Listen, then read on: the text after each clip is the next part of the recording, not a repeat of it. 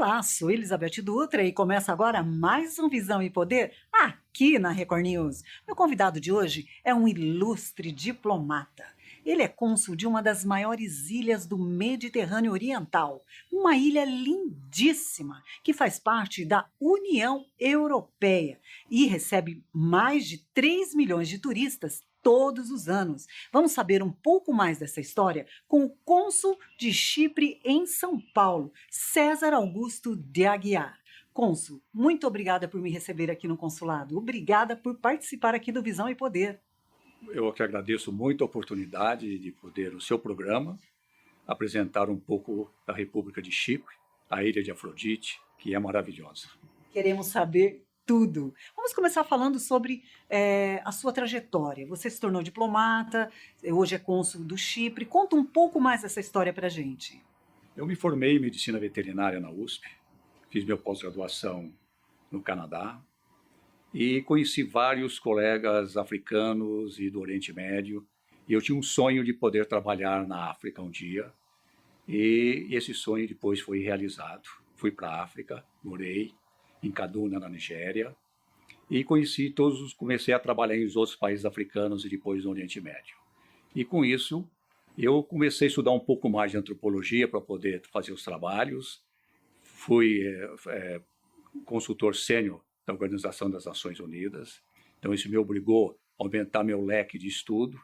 Eu estudei um pouco mais de política internacional e comércio exterior, e fui conhecendo mais pessoas, e quando eu estava na parte africana, da East África e da parte do Oriente Médio, eu passava muito a Chipre, onde eu fiquei conhecendo uma série de cipriotas e que me convidaram para ser cônsul em São Paulo, porque Chipre tem uma quantidade absurda de navios com bandeira de Chipre. Hoje tem mais ou menos 1.200 navios navegando com bandeira e que aportam nos portos brasileiros e precisava de alguém representando o Chipre aqui no Brasil. A língua oficial de Chipre é a língua grega.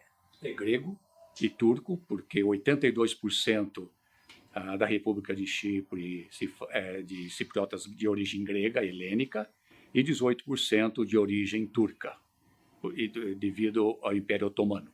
Cônsul, a ilha de Chipre era uma colônia britânica que teve a sua independência em 1960.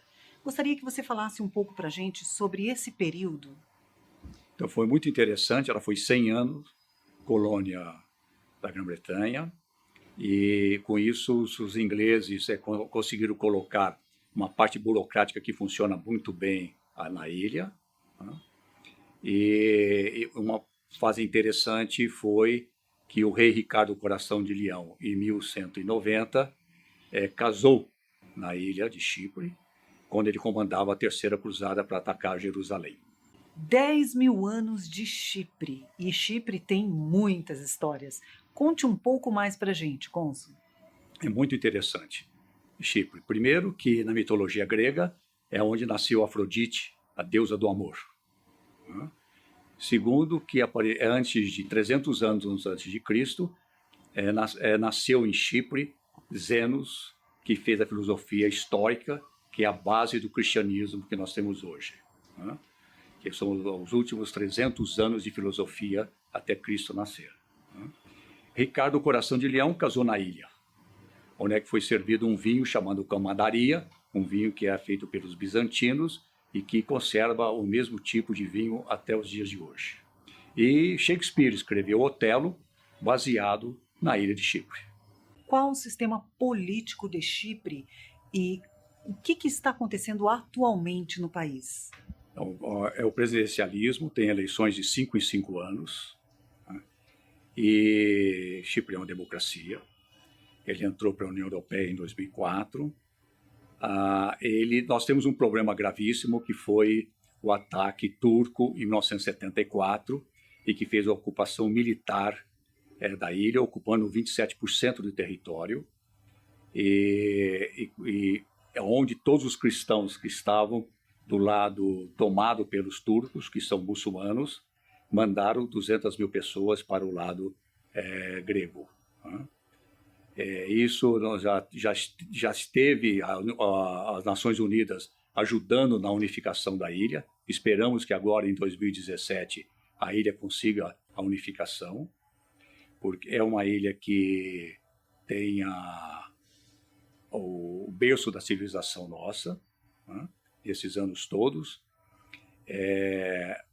E nós temos aí uma parte extremamente importante, que a Inglaterra tem 2 bases aeronavais, que são territórios ingleses. Quando foi feita a independência em 1960, essas bases se tornaram território ingleses, onde é que a Inglaterra faz, então, os aliados que atacam o Estado Islâmico e a parte que quando teve a guerra no Iraque. Como é a economia do Chipre? A economia de Chipre teve um pouquinho ruim, hoje está bem.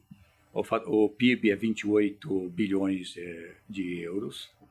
A renda per capita está em 33 mil euros anuais. E hoje, Chipre, 87% do PIB está voltado a serviços. E o turismo ocupa o primeiro lugar, depois vem o serviço bancário e depois vem marinha mercante. Na parte de turismo, recebe, como nós dissemos, 3 milhões de turistas, principalmente vindo dos nórdicos ingleses e 600 mil russos. Nós temos 270 mil empresas registradas em Chipre, uma parte dos serviços. Nós temos um serviço bancário que tem depósitos vinculados de 68 bilhões de euros. E nós temos na parte de marinha mercante, que é o terceiro item de serviços, que nós temos 50 grandes empresas de navegação com 1.200 navios circulando no mundo, navegando no mundo com bandeira de Chipre. Cônsul, como é a relação comercial Brasil e Chipre? Olha, nós temos uma pequena, muito pequeno ainda, a gente está tentando aumentar. Do Brasil, nós exportamos biquíni para Chipre, pela quantidade, tem um grande importador de biquínis brasileiros. Já exportamos no passado muita madeira, porque Chipre pode servir como um porto de descarga, em que os grandes navios chegam no porto de Limassol e depois vai para os pequenos portos do norte da África e do Oriente Médio. E agora estamos tentando trazer vinhos, queijos de Chipre, principalmente Commandaria, como eu disse, que é um vinho especial de sobremesa, que é produzido desde o início da era cristã em Chipre. É um vinho muito diferente, de uva que é cultivada nas montanhas.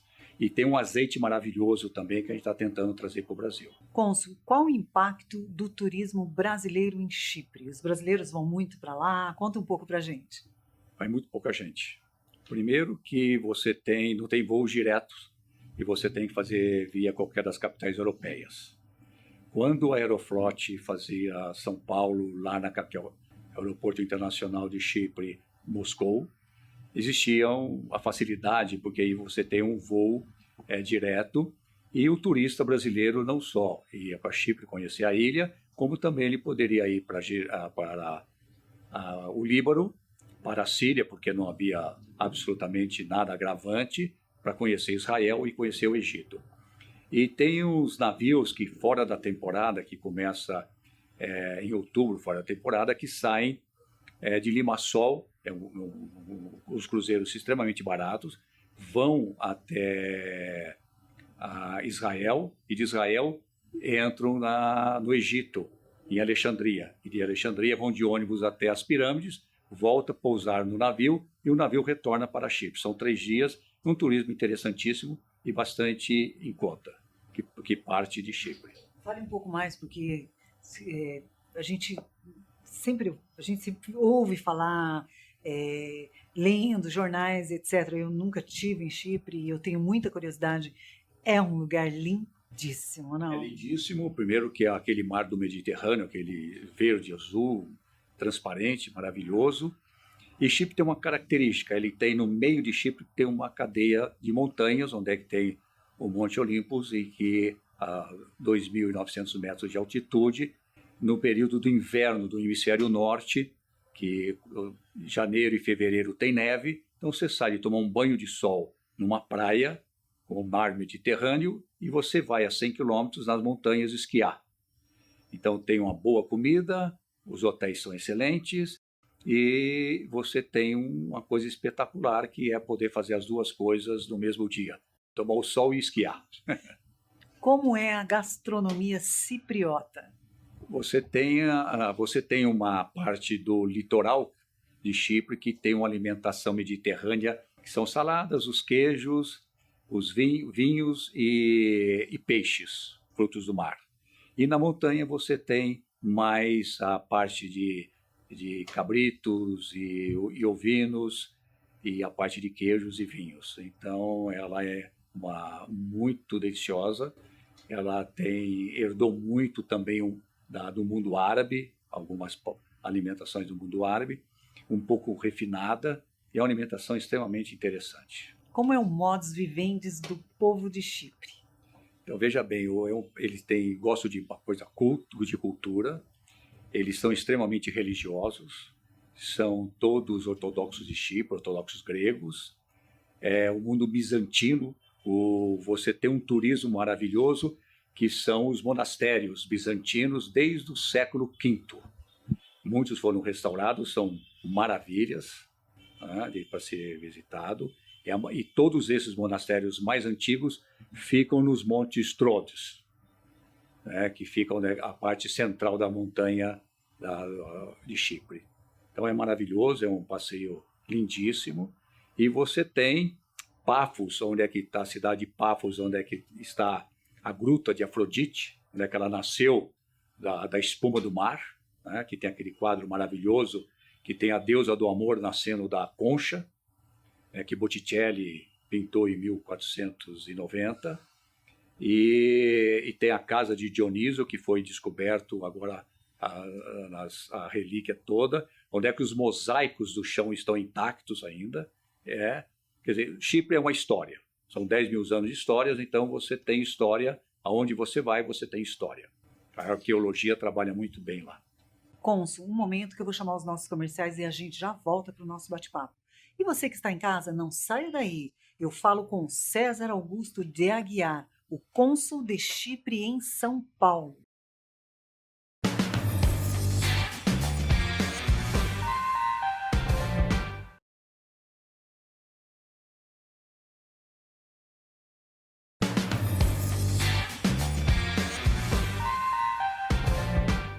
Estamos de volta com Visão e Poder e eu continuo meu bate-papo com César Augusto de Aguiar, o cônsul de Chipre em São Paulo. Cônsul, fale um pouco da parte cultural de Chipre. A parte cultural de Chipre é bastante interessante. Tem muitos festivais, tem o folclore, tem a parte de museus maravilhosos. O Museu de Nicósia é um museu de história que representa os 10 mil anos da história de Chipre, maravilhoso. Você tem muitos anfiteatros gregos romanos, onde é que fazem os festivais no tempo do verão, que não tem chuva, então é muito bonito, né? Você está numa coisa autêntica de 2 mil anos atrás, né? E você tem a parte de esculturas muito bonitas, a parte de pintura. Você tem também uma parte muito interessante, que é um museu que fica dentro dos monastérios, de toda a arte sacra bizantina. A língua oficial é a grega. Qual a relação entre os dois países? A relação é extremamente íntima, né? Primeiro pela igreja, começa um pouco pela igreja, mas o Chipre faz parte do mundo helênico, né? Quando foi conquistado pelo Império Grego, pelo Império da Alexandre o Grande, que chegou até o Afeganistão, chegou até a Índia, ele conquistou Chipre. Então os macedônios, então a cultura helênica é enraizada na ilha, né? E depois vem a parte bizantina da religião. Então, a parte ortodoxa grega da religião, apesar de ser a ortodoxa de Chipre, mas o conceito é exatamente idêntico da ortodoxa grega. Então, é muito íntimo a relação de Chipre com a Grécia, por serem do mesmo mundo helênico. E com a saída do Reino Unido da União Europeia, você acha que vai haver um grande impacto na economia do país? Não haverá. Nós somos assim, bastante tristes quando a União Europeia toda está pela saída de um grande parceiro e um grande líder importante, que é a Grã-Bretanha. O Chipre tem um relacionamento comercial com a Inglaterra, a Grã-Bretanha, porque foi 100 anos colônia. Então, é bastante íntimo, o pessoal estuda muito na Inglaterra, os cipriotas gostam de estudar na Inglaterra, tem uma intimidade muito grande. Como tem os oficiais ingleses que servem em Chipre, eles adoram se aposentar e morar em Chipre, restauram as casas antigas maravilhosas. Tem um programa muito especial de restauro das casas antigas, em que o seu restauro é aprovado pelo Departamento Histórico de Conservação de Chipre. O que você gasta, o governo de Chipre retorna para você conservar o patrimônio histórico de Chipre. Por falar em conservação, como que é o meio ambiente? Como que é a administração do meio ambiente em Chipre? Chipre se preza muito no sistema do meio ambiente, da sustentabilidade. Chipre é hoje o país que tem o maior número que a gente chama de bandeiras azuis, que tem as praias mais limpas do mundo, número de praias por quilômetro mais limpas do mundo. Não há nenhuma poluição. Nenhuma poluição. Todo o azeite de Chipre é orgânico. Todo. 100% do azeite de Chipre, a produção é orgânica. Que fantástico. A grande parte dos citros é orgânico. Então, Chipre se preza muito nessa parte de conservação do meio ambiente. E qualidade. E qualidade. E exporta para o mundo inteiro. A maior exportação é para os países europeus. Quais então, principais? Para a Grécia, para a Itália, França e Inglaterra. São os principais países que tem o comércio econômicos. Com parceiros econômicos da exportação. E Chipre praticamente importa tudo, porque a parte de manufaturados é muito pequena. E como no Brasil, você disse que o Chipre compra muito biquíni. Biquíni. E agora vai mudar um pouco o panorama naquela área, porque foi descoberto uma das maiores reservas de gás natural no mar entre Chipre, Israel e o Líbano. Fale isso pra Israel gente. já está fazendo a prospecção, já está utilizando. Chipre já está no final das perfurações dos poços. Isso vai trazer para esses três países, e principalmente para Chipre, uma coisa espetacular, que é a substituição da energia elétrica, que ela interfere no desenvolvimento das indústrias, porque toda a eletricidade vem de termo a diesel e passa a ser toda a termo a gás. E muito barato, porque o gás está ali à produção. Isso vai modificar a economia de Chipre. Falamos bastante do Chipre, mas muitas pessoas têm curiosidade para saber o que um cônsul faz. O que o cônsul faz. Isso. Muito bem. Vamos falar assim como é que funciona uma carreira diplomática, tá? E o consulado. Né? O consulado representa um país. E o consulado ele tem dois tipos de cônsules, podemos chamar assim. Você tem um cônsul, que aqui no Brasil eles denominam cônsul de carreira, que é um cônsul que é funcionário do Ministério das Relações Exteriores do país que ele vem representar, e ele tem um salário. Então ele exerce toda a sua função consular e tem o seu salário. E tem um outro tipo de cônsul, que é o meu caso, que a gente chama em latim ad honorem, que é o cônsul que não é de carreira, mas é indicado pelo país que o representa, e ele não tem salário. Mas a função que exerce depende muito de país para país. No meu caso, especificamente de Chipre, nós fazemos exatamente como qualquer cônsul que tem aqui, o cônsul americano, o cônsul alemão, o cônsul francês, o cônsul italiano, o cônsul espanhol. Nós fazemos absolutamente tudo. Nós fazemos vistos, a gente tem papelada de casamento, nós fazemos liberação de navios, principalmente de casamentos, porque a parte de Israel, judaica, e a parte árabe não tem casamento civil. Então, muitos libaneses e muitos israelenses voam para Chipre para fazer o casamento civil para depois registro no Brasil. Então, quem cuida dessa parte da documentação, da consularização e documentos para o registro no cartório no Brasil é o consulado. Então, nós não emitimos, no meu caso, passaporte, porque quando Chipre passou a ser da União Europeia, os passaportes têm uma série de segurança, né, no feitio dele, então não se faz aqui, o passaporte então é feito em Chipre. Em São Paulo, um exemplo, São Paulo é a segunda cidade do mundo em representação consular.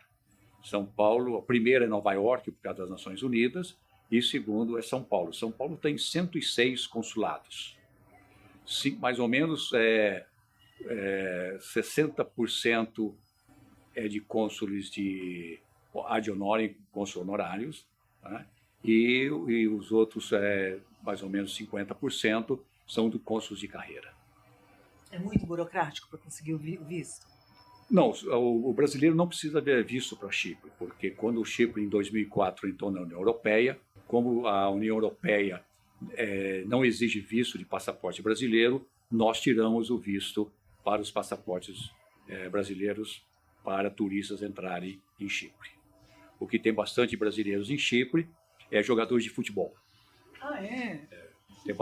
Tem vários lá, tem uns 15 brasileiros jogando futebol. Desses brasileiros. Não, são grandes goleadores, né? O Chipre faz parte da Copa Europeia, às vezes ganha, às vezes perde, mas lá foi assim, tem muitos brasileiros jogando futebol e está se formando os times. Cônsul, lá é um dos mares mais lindos do mundo. Exatamente, onde Afrodite nasceu. Por isso que é aquela maravilha. Falamos tanto de Chipre, da sua função como cônsul. Gostaria que você falasse sobre o César Augusto. Olha, eu me formei, como eu disse, em medicina veterinária pela USP, aí fui fazer minha pós-graduação no Canadá. Fiz duas coisas muito interessantes no Canadá. Foi uma de cirurgia avançada, chamada cirurgia avançada, e outra estava no início no mundo, e os canadenses estavam iniciando transferência de embriões.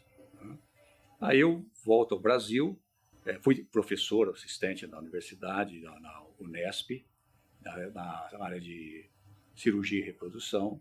Quando eu voltei, não voltei a dar aula, mas eu fui para o Instituto do Coração, da Faculdade de Medicina da Universidade de São Paulo, na parte da divisão experimental. Foi muito interessante, porque eu tive contato com pesquisa extremamente pura, e nessa parte de cirurgias avançadas, onde também eu colaborei, fui coautor de um livro sobre cirurgia experimental, com o professor Ottoni. Foi um tempo espetacular no Instituto do Coração, com pesquisa, e depois eu voltei ao Canadá para fazer somente transferência de embriões. Aí volto para o Brasil, inicio a transferência de embriões e fui o pioneiro na transferência de embriões, um dos pioneiros aqui, mas fui o primeiro a fazer a coleta e a transferência do primeiro bezerro que nasceu de transferência de embriões no Brasil. Eu apresentei os trabalhos. Então eu tive essa vida na parte da medicina veterinária, de pesquisa, de professor na universidade. Fale um pouco sobre o seu cotidiano. E hoje, como eu tenho eu gosto de mercado internacional, gosto das relações internacionais, e hoje, como eu tenho um tempo e o cargo me deixa fazer uma outra função, eu faço uma parte de consultoria de comércio exterior, o que é fascinante. Eu tenho todo esse network na América Central, África, Oriente Médio e Europa. Foram os colegas que trabalharam junto comigo, que moram nesses locais, e que a gente desenvolve, então, uma área de estrutura de comércio exterior, e principalmente uma coisa que o Brasil pouco faz, que é o sistema de counter trade. onde não há necessidade de entrada de dinheiro, mas sim trocas de mercadorias e produtos, que é muito interessante essa área do comércio exterior. Cônsul, o nosso programa chama-se Visão e Poder. O que é visão e poder para você?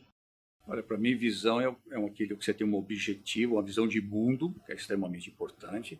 Você ter um conhecimento das civilizações que compõem esse mundo e você, nessa visão, aceitar o diferente.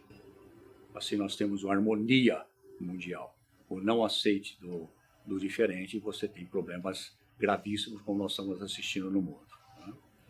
Então, você é obrigado hoje a você ter essa visão de mundo, essa visão de civilizações, que tem diversas civilizações nesse nosso mundo. É muito importante.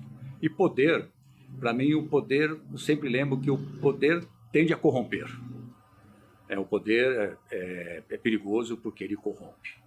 E o poder que não é corrompido é o poder do conhecimento, que é o poder político, poder militar, o poder religioso. Todos esses poderes, você pode dormir achando que está sossegado, mas alguém pode bater na tua porta e você perdeu o poder. Mas o poder do conhecimento não, você levanta com mais conhecimento, e com esse poder do conhecimento. Esse não se desfaz. Então eu acho importantíssimo, e não corrompe, é o mais importante. Muito obrigada por participar aqui do Visão e Poder. Para mim foi uma honra te entrevistar. Eu que agradeço a oportunidade de poder apresentar Chipre. O seu programa eu acho espetacular, assisto o seu programa. E espero que os brasileiros vejam Chipre de uma outra maneira, a ilha de Afrodite, a Ilha do Amor, que é belíssima. Obrigada, Cônsul. E agora vamos falar sobre o Nagare Sushi, que eu adoro. O Nagare Sushi possui o que há de mais sofisticado na gastronomia japonesa. Temakis, ceviches de frutos do mar, carpaccios trufados, são pratos que eu adoro. Então você que está em casa, ainda dá tempo de curtir essas delícias da melhor qualidade. O Nagare Sushi tem outras 2 unidades, a do Shopping Morumbi e do Aeroporto Internacional de Guarulhos. Obrigada pela audiência e não esqueçam, domingo que vem às 8 da noite, Visão e Poder aqui na Record News.